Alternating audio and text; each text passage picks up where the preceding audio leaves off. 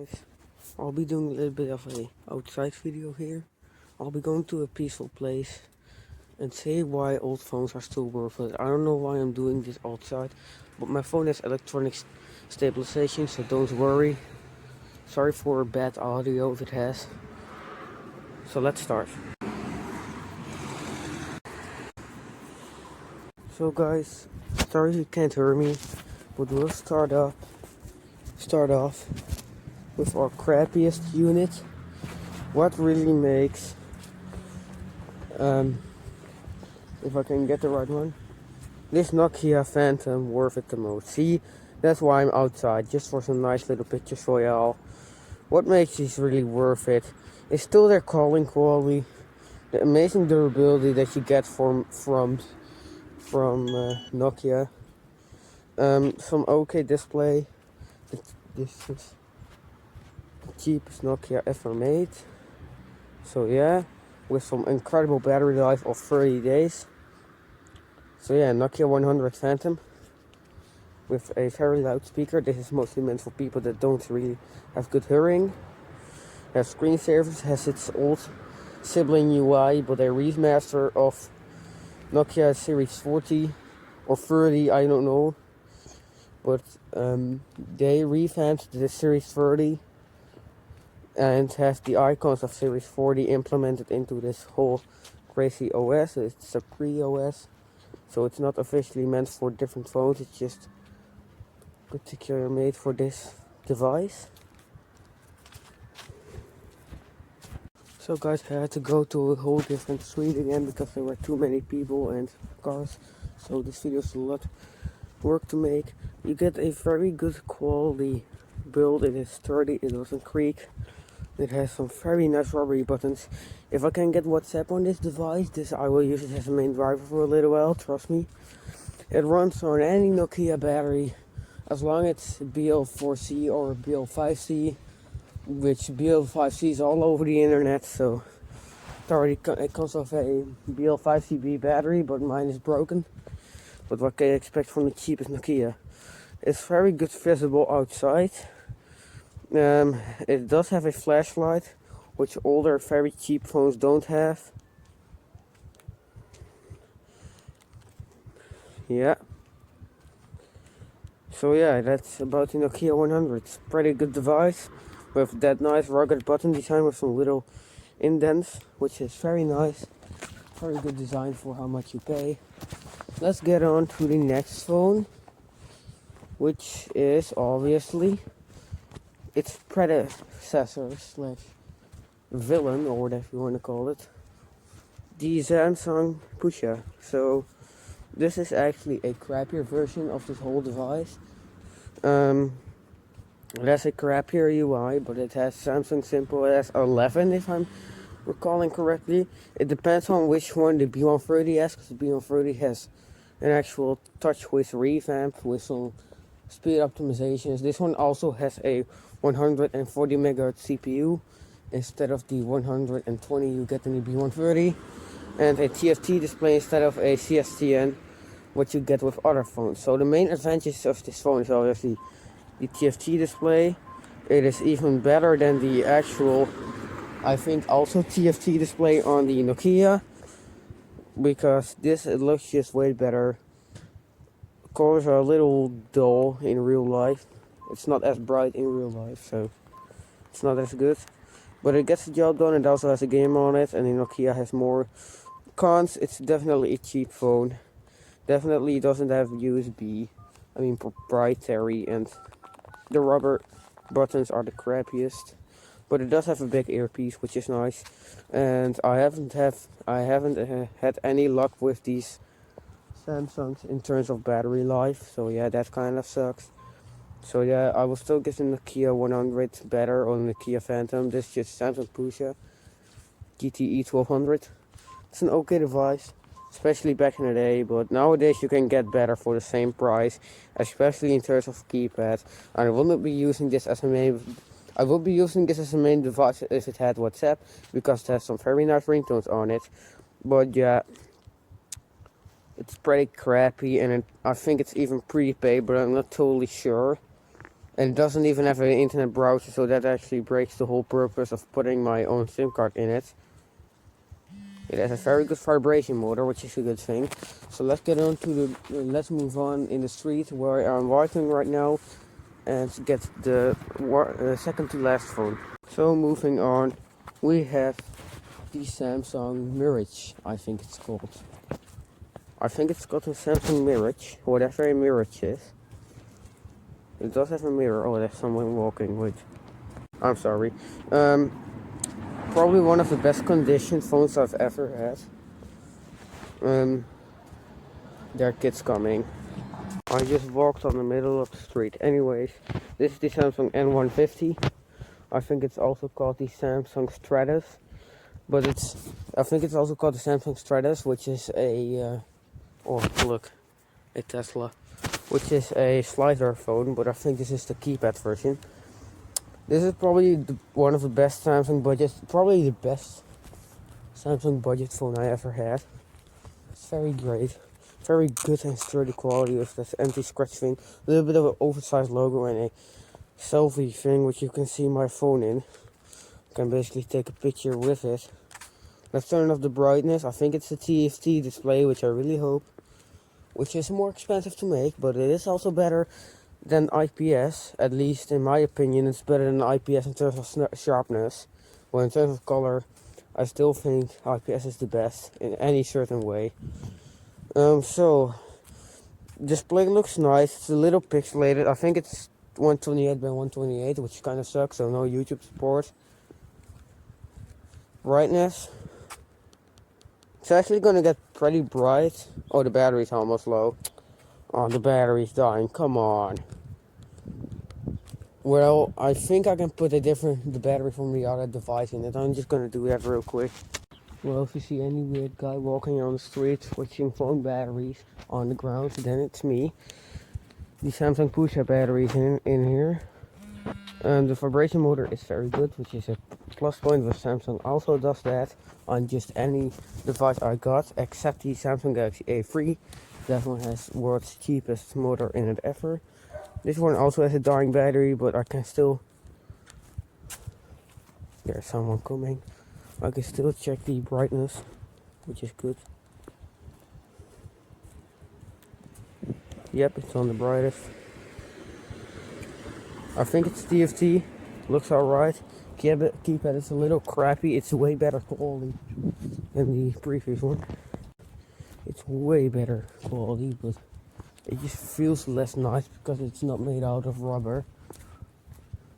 Talking about rubber, we'll take a look at the Motorola in a second. This phone is still worth it the most because it has Bluetooth. Has okay buttons. It has very okay design in my opinion. It looks very natural, not oversized and things like that. Let's just take a pic.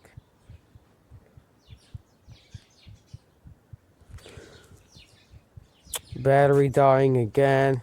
I mean, in terms of battery, this thing isn't the king. I mean, I didn't charge it since yesterday, and I charged it only 2 bars or something yesterday, so okay device. Battery is not going to be the best in the world, but you at least get a camera and a volume button. Yes, a button, because one of them is broken. You get USB finally. I think it's USB 2.0 or something, but I have the cable for it, so maybe we can trigger WhatsApp on it or something. I really have a feeling I can get WhatsApp on that Nokia 100. That's gonna be hilarious. That one has a very okay keypad. The best feeling keypad for now still is Nokia 100. Shall we do a winner after this video? Which way shall I actually walk now? I don't actually know where I am going now, but the reason why I can do this is because I'm using a phone with a SIM card in it, so I can call my dad whenever I want, when I'm lost. So let's just shut this guy down. It's prepaid, so that sucks, but the quality is sturdy. It's nice and compact. Has a very rare design. I've never seen this before. And yeah, it's definitely worth buying. I'd rather buy this than buy, budget phones were better back in the day, but then in 2008 2008, 2012, they got like really crappy, like a B130. Actually, it's B130 and this Samsung Push are pretty crappy phones. So let's take a look at the last phone, which I have in this pouch, which is obviously the Motorola, which is our best little villain, or lad. That's what I call them, lad. I have no idea why I call them lads. I just watched too many Dankpots feel it. Wait, let me just get it out of the case. So, main lad event. My phone started going crazy. You didn't want to put the recording back. The Motorola W220. Is this thing still worth it? I really think above all the phones I got in that lot, / all the ones I showed you before. You're still watching, by the way. I love you. Yeah, the really thing that makes it not worth it is this rubber. It's sticky. I know it's immaculate, or whatever you want to call it. The hinge was a little crappy here, but when I push it in, it made a big clacking noise, and now the hinge is totally good. It is totally repaired now. It clicks in like this, like a really good click, like Motorola's only do that, with this thin ass design. For $50, I mean, what it costs today is $50. I know how Motorola or how GSM Marina just counts that, how much it costs, like from now or when it was old. I hope when it was old. For what you get for $50, I would rather want this than a $70 Arco 70 Copper, which is like an oversized phone, which is way worse to actually interact with than this, because that thing can get laggy. The main points that I just don't like about this device is how cheap it looks from the front. I mean, look at all these nice little details you got right here. You got a nice little sliver up here. You got a super nice and tight earpiece. Even right here, you got a little sliver. I don't know where that for is, but Motorola, man. But when you open it up, you just reveal the cheapness. That just kind of sucks. And there's a light right here for the battery, here for when you got a message, and here for when you get called. Oh, I really want to use this as a main phone so badly, but I just can't, because this thing is prepaid on Telfort, and I don't use Telfort. I use Uphone, which is a super small company, and Telfort is huge. No, Telfort was huge, I think. It isn't yet that huge anymore, but it's expensive. I had to cross another street. Let's see if there's no one here. I'm the only one in the Netherlands talking English to a camera right now. Anyways, the design that you get is just amazing. The keypad feels pretty good. It has some rubber inlinks here. The speaker is okay. You can buy a 2.5mm headphone adapter, which I have, so I can use this as a radio fine. I will probably use this as a radio anyways, because my LG G2 is a piece of shit, so I'd rather want to carry this one in that little pouch. Battery life is absolutely amazing on this device. Although Motorola puts pretty small batteries from like 2015 to 2018 on their devices. The device I'm using right now is the Motorola One Macros 4000 mAh battery, which is way better than the 3000 you get on most other. So yeah, actually the people that are walking here don't really mind me. Yes, very nice. Also, the amazing design of this thing. You just want to be retro or give this to your grandpa and you don't want to feel bad about it. This is the phone to get. There are a lot of people walking here. Actually, I'm walking to my brother's school / my old school, if you want to know where I'm going right now. Now I'm gonna show you the plate of the street. We have to have straight street plates, but I'm not gonna show them. Maybe I'm gonna have copyright issues, or just issues that people want to know where I live. I know a lot of you would love to do a meetup with me. I also really want to do that, but I don't want to expose all my privacy, guys. So let's just walk to my brother's school, I guess. There are probably a ton of people there. No, I'm not going to do it. There are a ton of people there. And my brother's friends and things like that are very annoying. So you get all the basic features you get in this device, but you're lacking from a non-web browser. It doesn't have support for XHTML, which the real geeks really need probably. A CSTN display, the crappiest display technology out of the bunch, which really sucks because, man, this Motorola really deserves better software. And obviously, what I just said, the software. The design is absolutely incredible, but the lack of a camera and the software you get, it's just you rather, if you're really a software geek, you rather want the Nokia 100. I can guarantee. Maybe you can, you can't even see this is so well done, this design, you can't even see the battery icon right here. It's invincible. So yeah, guys, my video is taking a little while now. So which is the winner in terms of the budget one? Out of the Samsung Pusha and the Nokia 100, I still think the Nokia 100 clearly wins here. Out of the Samsung Pusha and the Nokia 100, not all of them. So which one is the true winner here of everything? Well, I'm gonna say, to be totally honest, I just have to think for a little while actually. So this guy does have an internet browser, while the Pusha does not. So the Samsung Pusha definitely falls behind. If you didn't hear what I was saying, the Samsung Pusha, we're gonna leave that one behind. That one is not gonna win. Pretty sad, I know. I could have just get the B130, but that one is not in my lot. So Nokia 100 also kind of falls behind, but in terms of budget phones, it definitely wins. The design you get for the price is absolutely nice. The keypad feels super nice, but the lack of a web browser in general is just killing it. It just really freaking does. So we are just gonna have this one.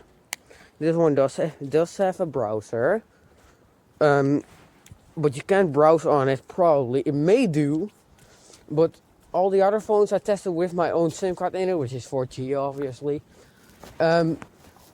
The best result I could get is even the browser just starting. That's the only thing. It just won't load any web pages. It will just be stuck at the loading bar.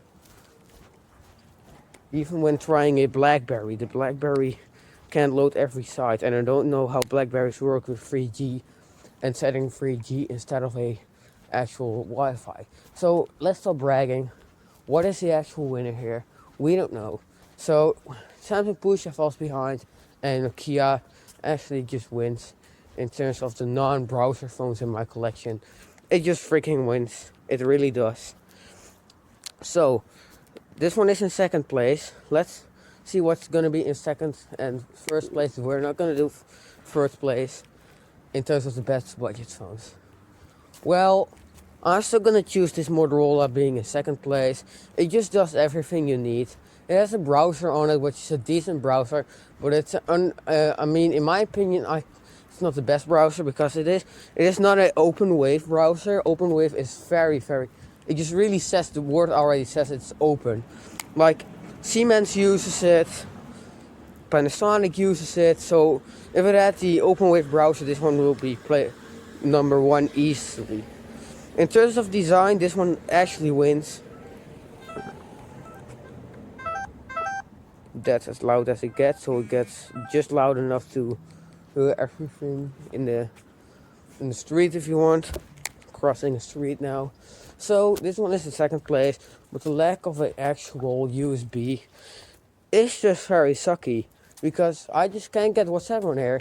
There's just no way to get WhatsApp on here, because it doesn't have mini USB, just like my Moto V360. And I can't unlock my Moto V360 just by cracking some stuff with the computer port. So in terms of design, this is the clear winner. And the second place I'll still give, out of all of them, the Nokia 100 in second place of design. Are there any other phones that have beautiful? No. Clearly the Nokia one is second place. This one first place. So good job, Motorola. I'm gonna ask for another Motorola for Christmas. I'm definitely gonna do that, because I really want to get more of these, especially unlocked model, so I can put my SIM in there, and maybe even ask for an unlimited data plan for my SIM card. No, I'm just kidding. That's gonna be a madman's dream. Then I should already use a dumb phone so I can unlimited SMS, and I don't need WhatsApp then anymore. So my friends can do that though. We're not gonna get a SIM card. So winner. So guys, what is the actual winner here? I'm just gonna say it. Wait, I just have to think for a little minute. The Samsung M150 is the clear winner here. And I'm gonna show it to you if the battery is not dead and I can actually identify it with my hands. No, that's Nokia. Why am I walking around here? I'm doing it for you guys. This boy is the true winner. And why? Well, this is the only phone in the lot that actually has Bluetooth, and you can do anything with the Bluetooth in there.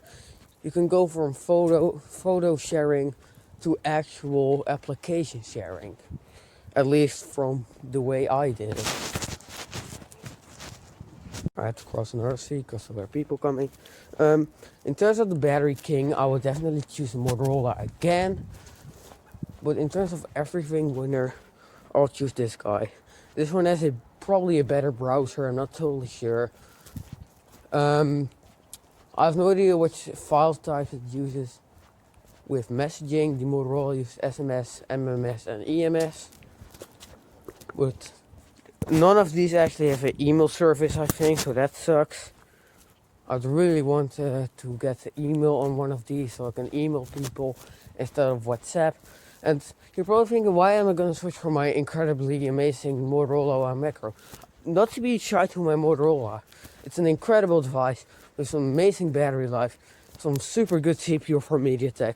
I love you in one Macro, but still, I just want to get lost and just take a big breath, do some more in my life, less phones, and just some nice feeling of a good keypad. And you're probably thinking why I'm not going to use the Nokia banana phone / my first phone I got before my Macro. Because I'm not going to use it because it has the world's immaculate and atrocious keypad I've ever had. So what's the true winner if you really want to stop with a smartphone and even stop with browsing the internet? It clearly wins the Nokia 100. That's for sure. It clearly wins here. So guys, let's end this video. The clear winner is the Samsung M150. It has Bluetooth, it has everything you need. That's the best UI you can get. It's just the best for the price.